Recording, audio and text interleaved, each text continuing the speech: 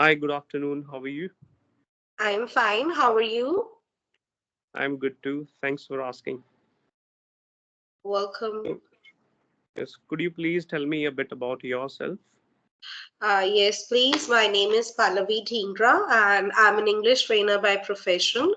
I have been teaching online from last 10 years, and I really love to teach. That's why I've been teaching for so long. About my educational qualification, I'm postgraduate in English. And about my hobbies, I love to do a lot of reading and I love to shop. This is all about me. That's good to know. And as you said that you have been in teaching almost for a decade. Yes. How has your experience been? What kind of changes you have brought in you? And just tell me a bit about it. Yeah, see, it's all started by giving training for IELTS.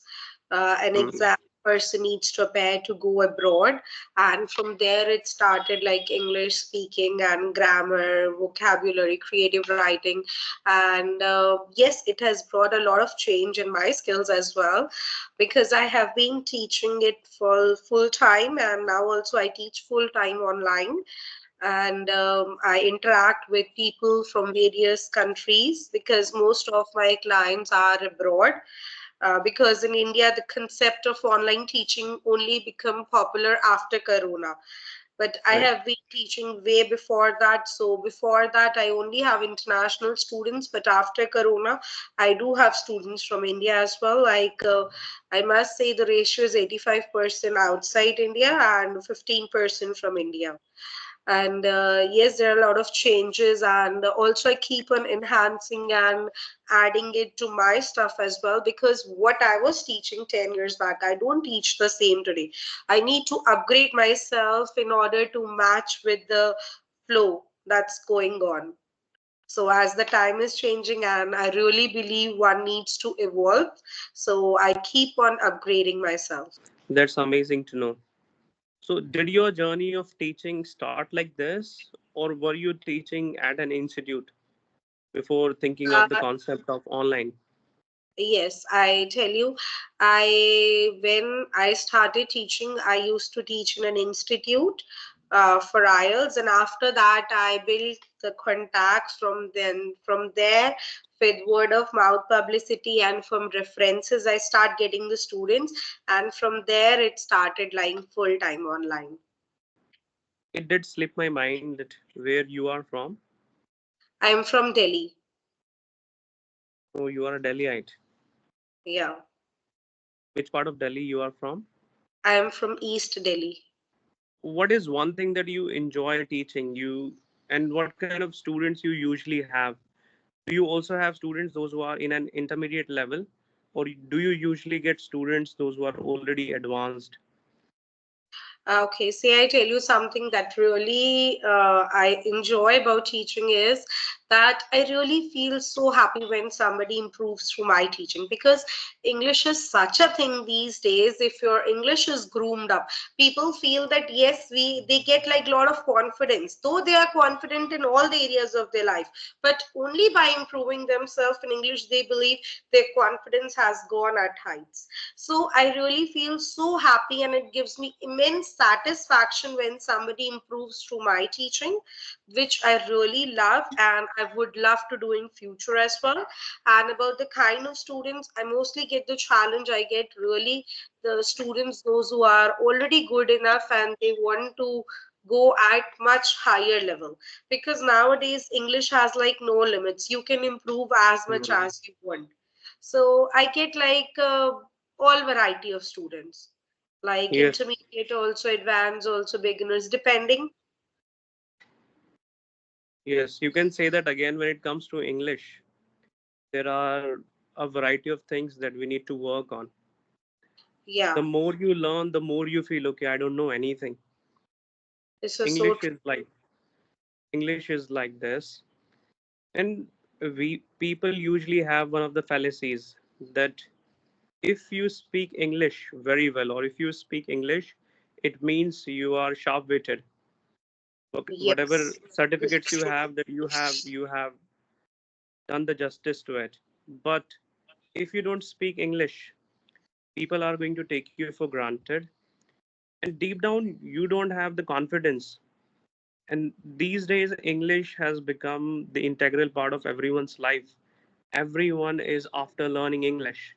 So true. What you said, as I already mentioned, people feel just by knowing English, they feel that they are confident. And even with my other conversation, some people they even say like speaking English is like a status symbol for all of us.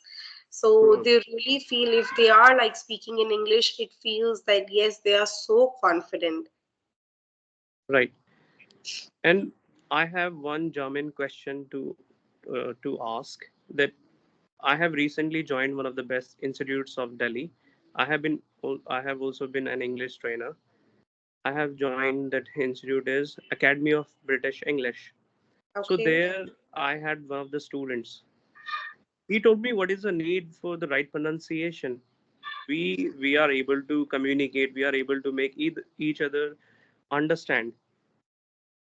Why Uh-huh. we still need to work on right pronunciation? There was a word that I was trying to make my class understand or to have the precise meaning of that word, that was question. So mostly if we go for its appropriate pronunciation, it must be question. So I Uh-huh. was telling them that suggestion, digestion, question, and so on. But he said, what's the need? He's preparing for UPSC. There I was running short of answers. There I was running short of words that how I could make him understand. So I want to know this from you. Yeah, see, you said he was preparing for UPSC. So UPSC Hmm. students won't understand this because generally what you will be facing the mindset of the students of UPSC students or those who are preparing for some government exam. Their mindset is not about right pronunciation at all. They are just like they wonder if they're able to speak in English, that is good enough for them, or if they're able to communicate in English, that is good for them. But the people those who work at the managerial level or those who work in Hmm. companies, they would be understanding very well the importance of right pronunciation. So yes, right pronunciation is very important for the people those who feel like it is required for them. Right.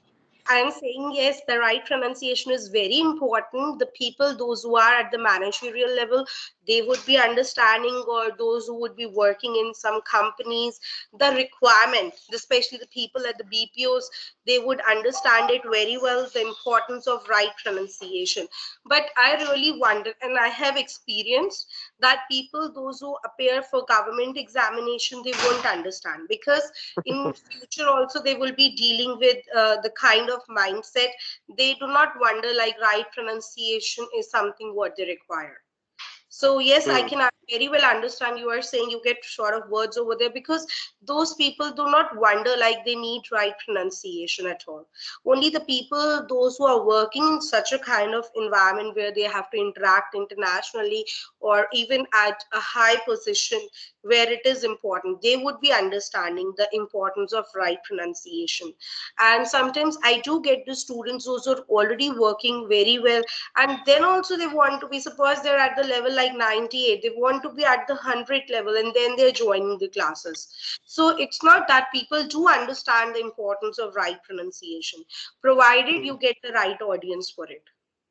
When did you realize that okay, I should work on my communication skills, or did you have this style of speaking inborn, or was it with See, you I since tell you, birth? Hmm. as if my parents don't speak in English. Yes, I'm Mm-hmm. convent educated, so from my schooling days, I'm speaking in English, and Hmm. then it keeps on upgrading because I told you most of my students are international, so I interact with people around the world, like from US, Canada, Dubai, Singapore. So by interacting, I developed that, and moreover, I'm a keen learner. I believe in upgrading myself. So Hmm. this is like some encouraging force for me. Right. So, what kind of friends you have? Do you usually speak English, or do you also change your mode of speaking? Is it? See, I tell you, full time, my students are my friends, I can say, because most Mm, of the time I'm over the screen only. I do not get much chance to interact like outside more. And moreover, I tell you, I'm a bit choosy about choosing the friends because I believe a man is known by the company he keeps. So I keep my company mm, very mindfully and by thinking a lot because I just wonder and I truly believe in it. If you want to achieve and you want to get success in life, work less on your like dreams, work more on building the right community and the right people around you. So I truly believe in that. And I feel if I am teaching and I want to grow and achieve heights, so I must have the right kind of people around me. So I just don't be friend with like so many people. And the mm. friends, those who I have at the moment, I do interact like mix with my mother language as well as in English. So, as a student, were you a mediocre student? Were you brainy? Where did you fall till 12th, I till was a brainy graduation? student. Pardon? That's why I was brainy and I was always into studies from my childhood. I Mm, love to study a lot. I tell you, I was so studious that even if it is my art exam, and I mm. remember there was a wedding and my parents were asking to go there, I said, no, I won't be going. I have to prepare for my arts exam. So I was that much into studies that I even do not miss my arts exam preparation. Mm. I love to study. Until date, I love to study. Right. Becoming a teacher, did it happen accidentally, or It you were happened very accidentally. passionate, or No, no, okay? no. It happened accidentally. I never planned that I would be teaching for IELTS or I would be like being an English trainer and I would be spreading my knowledge. It just all happened. I just like Mm. started because my communication skills were good enough. So I started teaching in an institute, and the teacher asked me like just to assist and to help her for some time. And from there, it all like started. It was not never my destiny, but it all happened. So, what was your sole decision that did you want to be government employee? You must have had some dreams. Yeah, as a child, as I was always into studies and I was very ambitious, I used to say to my parents that I want to become the richest woman of the world. That's good. Until date, sometimes my father teases me by saying Bill Gates, Bill Gates. All right. So, how could you be the richest woman? Did you plan I to have Yeah, any I business? consider myself the richest woman because I wonder by having all the money in the world, one cannot be the rich person. One can be the rich person if your mind is happy. So Mm, I keep my mind happy and I give one mm, tip to you also and to the viewers as well. I do not give the remote control of my life to anybody. Suppose if I am like how what example I give you. Suppose I got ready and then I look into the mirror. I wonder, wow, I'm looking so beautiful, so nice, and I would be going to the party. Everybody will be looking at me, and then I just step out, and one of my relative. This I'm telling you the something a real life incident. And one of my relative, she just said, "Oh, you're looking a bit fat in this dress." So then it is natural for a human to spoil the mood at that very moment, but I do not spoil my mood because I do not give the remote control of my life to anybody else. So if she will say that I'm not looking good, so I will not spoil my mood at all. I have my own brain and I know how I'm looking. So I make myself happy by wondering that yes, I'm the richest person by keeping myself happy within the mind because everything is there in your mind. So I do not give the remote control of my life to anybody. I keep it with myself. I do not like fall under the situation. If somebody is making me or bringing me down, I do not fall for it because I believe that we should keep the remote control of our life to with ourselves and we should not give it to anybody else. I truly mm. believe in that. Yes, it's so inspiring. Yes, and if we think like this, we will not be downcast for any situations because Yes, it this happens is true. when Yes, it usually happens. And what my personal perception is, whenever we get ready, I feel this, we do get ready for others. We always want to captivate others by our appearance. If we fail doing so, then we realize, okay, whatever I put on or whatever way I tried to look, it did not work out. So if people appreciate you, then you feel okay, whatever you have put on or whatever way you got Yeah. ready, that was up to the mark. But if if you don't get compliments, then you feel yourself, okay, something is missing. I don't know why it is with this. Something is always like this.